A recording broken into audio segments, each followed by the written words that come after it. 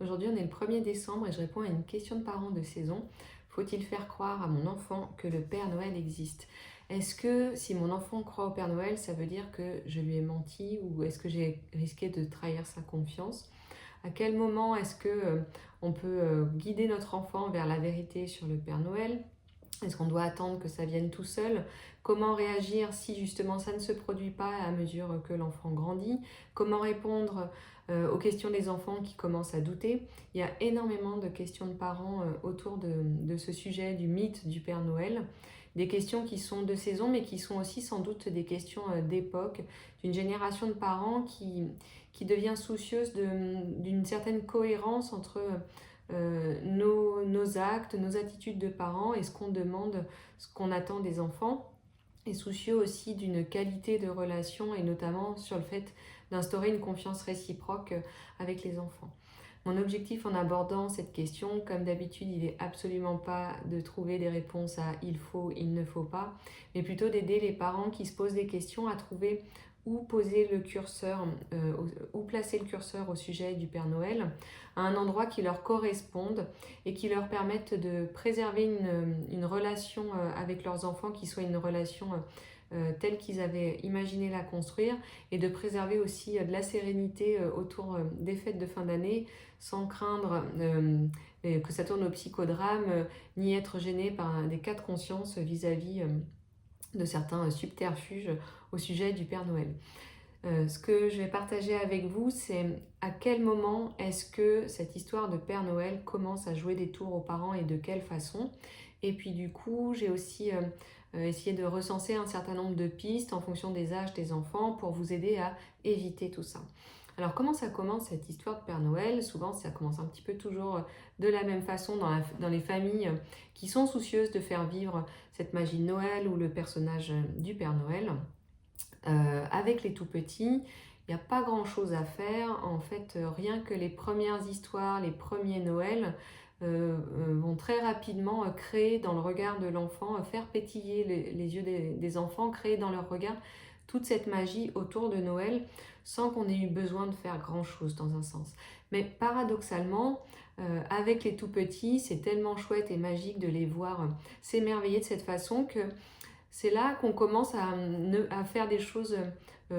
plus poussées, sans craindre du ridicule ou d'être découvert. Je pense par exemple à cette tradition qui consiste à mettre un petit plateau avec, selon les cas, un bol de lait, une carotte pour le renne du Père Noël, et de se donner la peine de croquer la carotte dans la nuit pour que les enfants découvrent que les rennes sont passées et ont mangé la carotte qu'on leur avait laissée. Donc c'est une période où les enfants croient très spontanément, très facilement, mais où nous, parents, on peut aller assez loin dans l'incarnation de l'existence du Père Noël. Et c'est un tel plaisir pour eux et c'est un tel plaisir de voir les enfants émerveillés que quand ils grandissent, on va suivre un peu cette même tendance et chercher à préserver cette magie, ces croyances. Et c'est là que, puisque les enfants sont plus grands et davantage experts, on va dire, c'est là qu'il faut monter un peu d'un cran dans cette incarnation du Père Noël et que les parents vont être beaucoup plus vigilants, précautionneux sur cacher les cadeaux, qu'ils vont commencer à trouver des explications et des justifications à des incohérences que ne manquent pas de relever les enfants. Comment ça se fait qu'il y ait des cadeaux aussi sous le pied du sapin des grands-parents? Pourquoi est-ce que le Père Noël il passe 2 fois chez moi parce que mes parents sont séparés, une fois chez papa et une fois chez maman? Et là, les parents commencent à expliquer plein de choses sur les tournées du Père Noël. On commence aussi à ce moment-là à surveiller les adultes totalement inconscients qui évoquent les achats de Noël dans les grands magasins alors qu'il y a des jeunes oreilles juste à côté. On peut aussi même faire les gros yeux à des aînés qui risquent de dévoiler le secret au sujet du Père Noël. Et puis c'est à ce moment-là où du coup on va commencer à se retrouver un peu gêné sur des sujets d'éducation, des choses qui comptent tout autant pour les parents que la magie de Noël, comme par exemple la politesse. Comment est-ce que je peux permettre à mon enfant de développer la politesse vis-à-vis des membres de la famille qui lui ont fait des cadeaux si de son point de vue, ben, c'est pas mamie qui a acheté ce cadeau puisque c'est le Père Noël qui l'a déposé sous le sapin? Comment est-ce que je peux leur transmettre le coût, la valeur des choses si ben, c'est pas la peine d'acheter un drone très cher puisque c'est le Père Noël qui amène le drone. Même si t'as pas assez d'argent, maman, c'est pas grave, c'est le Père Noël. Comment est-ce que je peux, je prends un autre exemple, comment est-ce que je peux développer le sentiment de reconnaissance, de gratitude chez les enfants, la conscience que certains enfants sont plus gâtés que d'autres, si c'est le mythe du Père Noël qui est la seule explication sur le fait que je trouve des cadeaux sous le sapin. Et puis peut-être aussi qu'à ce moment-là, on est tenté par la facilité du chantage au Père Noël et c'est un peu le moment où ben, le chantage au Père Noël, c'est une technique de régulation assez efficace de l'excitation des enfants autour de toute cette féerie que justement les adultes ont créée. Et tout d'un coup, il y a un changement qui s'opère, sorti de cette période, je dirais, des 3-6 ans, quand les enfants ont grandi et que le niveau de précaution des parents a augmenté presque involontairement, mais pour suivre un petit peu cette tendance.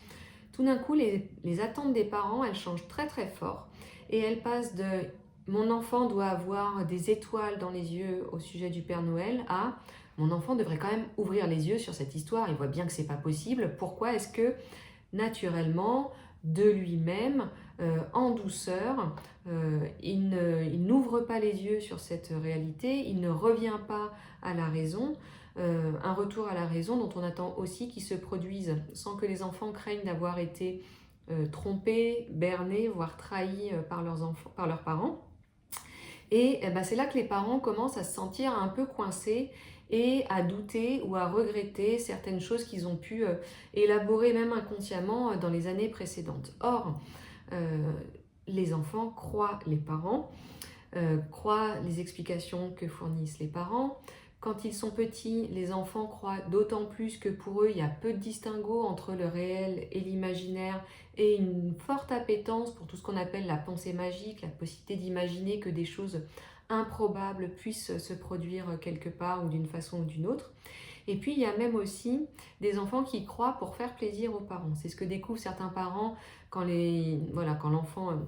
quand ils annoncent la vérité sur le Père Noël et que leur enfant leur répond « Oui, mais j'avais remarqué que le papier cadeau, c'était le même paquet que celui qu'il y a dans ton placard. » Ou même, il y a des parents qui surprennent des discussions de leurs enfants, expliquant à des copains ou à des copines « Non, moi je sais qu'il n'existe pas, mais comme mes parents ne savent pas que je sais, je dois continuer de leur faire croire que je crois au Père Noël. » Donc il y a toute une construction des croyances entre parents et enfants qui vient expliquer aussi tout ce qui s'est construit de cette façon. Et du coup, comment est-ce qu'on peut faire en fonction de l'âge des enfants pour que d'un côté on puisse entretenir cette magie, ne pas être dans un cynisme de bon, alors le Père Noël n'existe pas, la petite souris elle passe jamais, et voilà comment on finit notre vie sur Terre. Sans tomber dans ce cynisme, comment faire vivre cette histoire, faire vivre tous les rituels, les traditions qu'une famille peut avoir autour de Noël, sans craindre pour d'autres sujets d'éducation, d'autres valeurs qu'on a à cœur de transmettre aux enfants, ni craindre pour la relation, la confiance qu'on a pour nos enfants mais qu'ils ont vis-à-vis de nous, etc. Je pense que dès le plus jeune âge, avec les tout petits, c'est tout à fait possible de raconter une histoire sans raconter des histoires. A fortiori avec de tout jeunes enfants qui, quoi qu'on leur dise, seront très facilement tentés de croire que ce qu'on lit dans le livre de ce bonhomme en rouge qui a amené des cadeaux dans la maison de ses enfants, eh ben c'est vraiment ce qui se passe quelque part sur Terre et qu'il y a un endroit très froid où il vit avec des lutins, etc.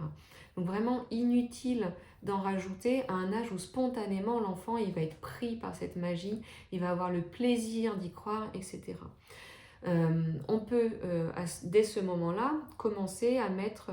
des petits échafaudages un peu langagiers et dire on raconte que la nuit de Noël, il y a le Père Noël sur un traîneau qui amène des cadeaux à tous les enfants. La légende dit que c'est lui qui fabrique les cadeaux avec l'aide des lutins quelque part dans le grand froid. On peut mettre toutes ces précautions langagières et sans craindre vraiment que la magie de Noël soit remise en question et même sans mentir aux enfants, ils vont être vraiment facilement pris par cette histoire. Et puis quand ils vont grandir, on peut continuer à avoir ces précautions langagières, parce qu'elles vont être l'échafaudage qui va préserver la confiance réciproque en l'enfance, qui vont éviter le fait d'avoir été berné ou trahi. Ce sont des légendes qu'on raconte, des histoires qu'on aime imaginer. Et puis on va commencer, les périodes des 3-6 ans, à répondre eux vont commencer à nous poser des questions et nous on va pouvoir répondre en leur retournant la question, solliciter leur attention. C'est une période qui est chouette aussi parce que on voit pas mal d'ambivalence des enfants autour de l'existence du Père Noël. On voit des moments où ils disent non mais j'y crois pas, et puis des moments où ils reviennent en arrière, si mais j'y crois parce que quand même c'est bien possible. On les voit aussi eux-mêmes élaborer des justifications pour créer la possibilité de l'existence du Père Noël. Je me souviens d'un petit garçon qui m'a dit cette histoire c'est possible parce que quand il réfléchit bien, il y a 24 fuseaux horaires autour de la planète. Donc en fait la nuit dure 24 heures et donc le Père Noël il a bien 1 heure pour distribuer des cadeaux dans chaque fuseau horaire. Non, c'est possible cette histoire. Donc les enfants eux-mêmes vont, et je crois que c'est ça la magie finalement, c'est plutôt que de faire vivre, de blinder la possibilité de l'existence du Père Noël, la magie d'observer comment les enfants cheminent avec ces possibilités, y renoncent, les reprennent un petit peu avant de passer à autre chose. Et si ce que vous vivez actuellement, c'est le fait que votre enfant ait grandi, souvent c'est vers 7 ans qu'on a ce changement des attentes chez les parents, que votre enfant ait grandi, que vous ayez des doutes sur le fait qu'il découvre par lui-même la vérité, des doutes sur comment est-ce qu'il va le vivre, comment est-ce qu'il va le gérer, qui va lui apprendre, est-ce que quelqu'un de moins précautionneux que moi pourrait dévoiler le poteau rose. Ce qu'on peut faire dans ces cas-là, on peut imaginer différentes pistes. La première, ce serait de, je pense, cesser d'impliquer les aînés, si c'est le cas, cesser d'impliquer les aînés dans faire perdurer le mythe pour des plus jeunes. Souvent, on demande aux grands frères, grandes sœurs de montrer, de ne pas montrer justement que le Père Noël n'existe pas, de faire croire qu'eux croient aussi, de garder le secret. Je crois que c'est beaucoup plus intéressant pour des aînés de sentir qu'on est valorisé parce qu'on est dans la confidence, parce qu'on sait où est la réserve de cadeaux, etc., que de continuer à croire ou d'avoir la responsabilité de faire croire de plus jeunes enfants. Quand les questions viennent, là encore, continuez à les retourner. Et quand il y a des questions très franches, mais dis-moi la vérité, alors là, c'est très important de répondre ce qu'on sait vraiment en tant qu'adulte et de ne pas être dans des hésitations, des explications farfelues, alambiquées, ou à l'inverse, une espèce d'ignorance un peu naïve de bah, je sais pas, je me demande. Si la question est très franche, vraiment c'est important d'avoir une réponse qui le soit aussi. Il y a des idées de réponses soft qu'on pourrait proposer à de grands enfants qui se seraient un peu plus longtemps que d'autres dans la croyance que tout ça c'est possible et que si ça c'est possible, vraiment la vie elle est magique. On peut répondre que oui, les parents font vivre le Père Noël dans l'imaginaire des enfants, un peu comme les lutins, et c'est eux qui font tout ce travail de poursuivre la légende du Père Noël, de la rendre possible dans l'esprit des enfants. Ce sont les parents, ce sont des adultes qui font de belles vitrines, qui font de grandes tables de fête, qui réunissent tout le monde. Ce sont eux qui s'assurent qu'il va y avoir des cadeaux sous le sapin, comme on le dit dans l'histoire. Et on peut avoir cette explication soft, qui ne soit pas ni dans le cynisme, ni dans la déconstruction totale de tout ce que l'enfant a cru jusque-là. Parce que c'est un peu ce qu'on fait quand on entretient plus ou moins fort cette croyance du Père Noël, on fait vivre le Père Noël et c'est bien ça qui se passe pour les parents. Et une dernière piste, se tenir toujours prêt à accueillir le plus tranquillement possible toutes les émotions, toutes les réactions que cette découverte pourrait susciter chez un enfant qui a grandi ou qui a eu besoin que cette idée-là, elle reste plausible le plus longtemps possible. Voilà, j'ai tenté de partager avec vous ces pistes. J'espère qu'elles vous aideront à trouver où placer le curseur, à trouver les mots qui vous correspondent vraiment au sujet du Père Noël et les mots qui parleront à vos enfants et qui vous permettront